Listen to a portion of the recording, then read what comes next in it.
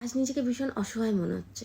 এ কেমন রাজ্যে বাস করছি আমরা, যেখানে দোষীদেরকে নির্দোষ প্রমাণ করার চেষ্টা চালানো হচ্ছে, আর যারা দোষী না তাদের প্রাণগুলো অকালে চলে যাচ্ছে। আর একটা কথা আমি ভেবে পাই না, এমন যে কোনো প্রতিবাদে দেখেছি যে কোনো রাজনীতির রং ঠিক ঢুকেই যাবে। যদি আমি রাজনীতি করি না আর পছন্দও করি না, আমার মনে হয় যে ভালো কাজ করে ভোটটা আমি তাকেই দেবো। আর শুধু আরজি কর নয়, প্রত্যেকটা দিন আমরা ট্রেনে, বাসে, ট্রামে, মেট্রোতে এরকম কম বেশি শ্লীলতাহানির শিকার হয়েই থাকি।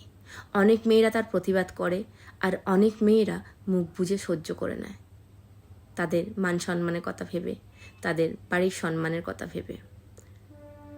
আর এই কারণেই তারা ভাবে যে মেয়ে মানেই দুর্বল। না, আমাদেরকে প্রমাণ করতেই হবে আমরা মেয়ে মানেই কিন্তু দুর্বল নয়, আমরা মেয়ে মানেই কিন্তু অনেক শক্তিশালী। তাই নিজেদেরকে নিজেদেরই সেফগার্ড করতে হবে।